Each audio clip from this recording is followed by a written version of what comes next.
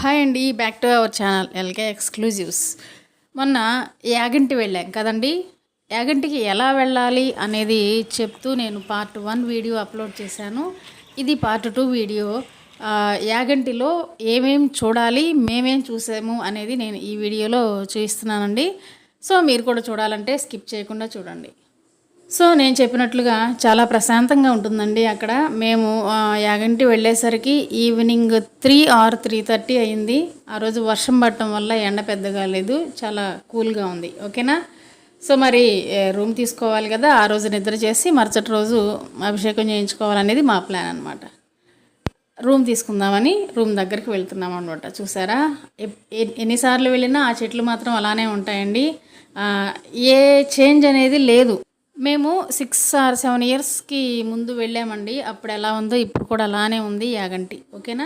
So room తీసుకున్నాము. Room తీసుకున్న తర్వాత ఏంటంటే ఇక్కడ ఒక ఫన్నీ జనరల్గా నేను అంటే నదీ స్నానం కానీ ఎక్కడ చెరువులో కానీ అట్లా స్నానాలు అసలు చేయను, నాకు భయం. అలాంటిది ఈరోజు కోనేరు ఉంది కదా, ఆ కోనేరులో స్నానం చేద్దామని అందరం కలిసి జస్ట్ డ్రెస్ చేంజింగ్ కోసం ఒక డ్రెస్ తీసుకుని బయలుదేరాము కోనేరు దగ్గరికి.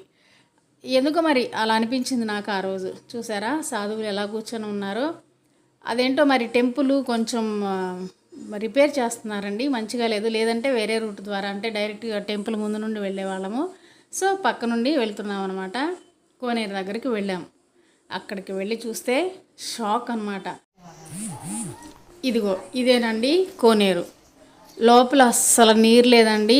అంటే వాటర్ అంతా తోడేసినట్లున్నారు. అది రిపేర్ చేస్తున్నారు, ఏంటో కన్స్ట్రక్షన్లో ఉంది. బండలు అవన్నీ కూడా మారుస్తున్నారనమాట. అయ్యో, మా హస్బెండ్ అయితే పుసుక్కుని నవ్వేశారు నన్ను చూసి.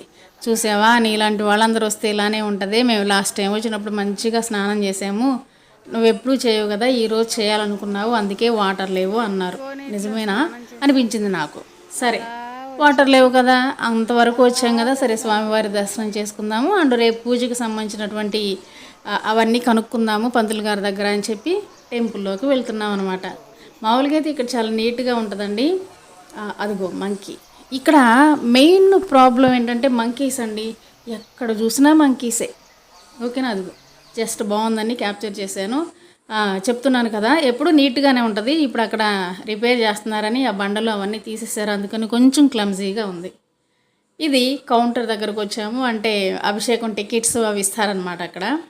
రేపు మేము ఏం పూజ చేయించుకోవాలి, టికెట్ కాస్ట్ ఎంత, ఎన్నింటికి రావాలి, అవన్నీ వాళ్ళు అడుగుతున్నారు. నేనేమో మీకు చూపిద్దామని చెప్పి చూడండి, అది జస్ట్ కొంచెం సేపు వీడియో తీసాను అనమాట.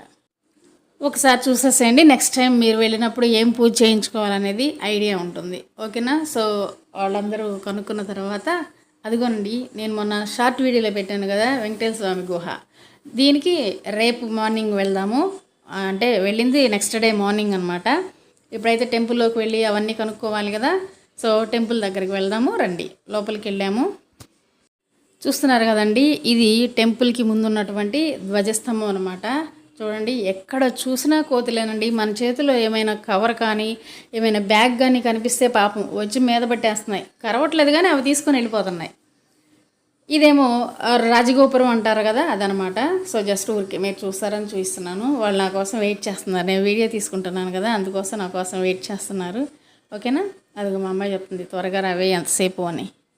సో ఆ విధంగా టెంపుల్ లోపలికి వెళ్ళాం. వెళ్ళగానే ఫస్ట్ అదిగో ఎవరో ఒక ఆయన లడ్డూలు కొనుక్కొని వెళ్తుంటే ఆయన చేతిలో అది లాకేసుకుందండి ఆ కోతి.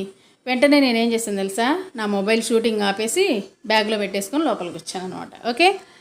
సో యాగంటి అనగానే మనకు గుర్తొచ్చేది యాగంటి బసవన్నే కదండి. అరుగో ఆయనే బసవన్న. చెప్తూ ఉంటారు బ్రహ్మంగారి కాలజ్ఞానంలో చెప్పినట్లు, యాగంటి బసవన్న అంతకంతకు పెరిగి కలియుగాంతమున రంకిలు వేయను, అప్పుడు కలియుగాంతం జరుగును అని చెప్పారు కదా. అన్నట్లుగానే అంటే మనం ఫస్ట్ నుండి చూడలేదు కానీ అక్కడ ఉన్నవారు చెప్తూ ఉంటారు ఆ బసవన్న సైజ్ అనేది పెరుగుతూ ఉంది. సంవత్సరానికి 1 అంగుళమో ఏమో చెప్తారండి. ఓకే, అలా పెరుగుతూ వస్తుంది అని చెప్తారు. అదిగో అంటే ఆయన చెవిలో మనం ఏమైనా కోరుకుంటే ఆయనకి చెప్తే అది మనకి నెరవేరేలా చేస్తారట. అందుకని మనము మనుషులమే కదా, ఏదో కోరుకుంటుంది కదా. నా మనసులో ఉన్న కోరిక ఆయనకు విన్నవించాను. తర్వాత లోపల టెంపుల్లోకి వెళ్ళామన్నమాట.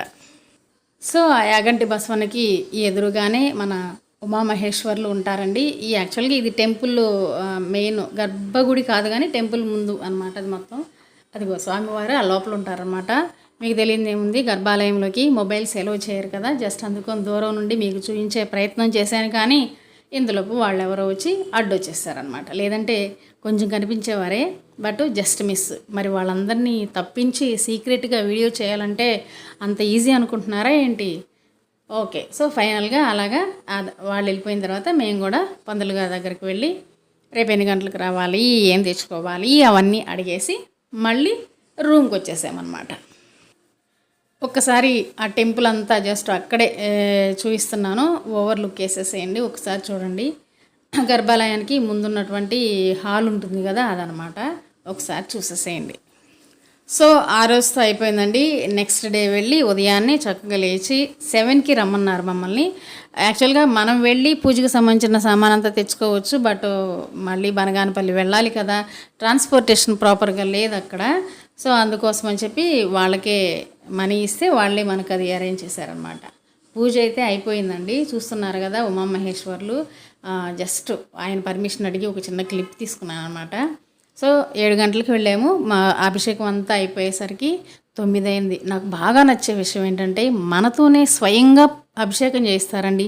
మన చేతులతోనే ఆ స్వామివారికి కావాల్సిన, అంటే అక్కడ అభిషేకానికి సంబంధించిన పనులన్నీ ఉంటాయి కదా, మనతోనే చేయిస్తారు. మనసుకు మాత్రం చాలా తృప్తిగా ఉంటుంది. నెక్స్ట్ టైం వెళ్ళినప్పుడు అభిషేకం చేయించుకోవటం మాత్రం మర్చిపోవద్దు.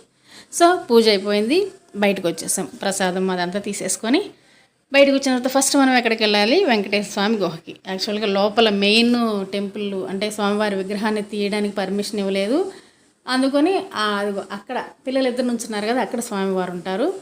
జస్ట్ అక్కడ నుండి ఒక క్లిప్ తీసుకున్నాను. ఓకే, సో అక్కడ నుండి నెక్స్ట్ రోకళ్ళ గుహకి వెళ్తున్నాము. వాస్తవానికట యాగంటి అనేది శివాలయం కాదు, కానీ ఫస్ట్ అగస్త్య మహాముని వెంకటేశ్వర స్వామి విగ్రహాన్ని ప్రతిష్ఠించడానికి ఒక మంచి ప్లేస్ కోసం వెతుకుతూ ఇక్కడికి వచ్చారటండి. కానీ ప్రతిష్ఠ కోసం తీసుకొచ్చినటువంటి విగ్రహం యొక్క బొటన వేలు విరిగిపోయిందట. సో అలాంటి విగ్రహం ప్రతిష్ఠకు పనికిరాదు కాబట్టి దాన్ని ఆ గుహలో పెట్టారట.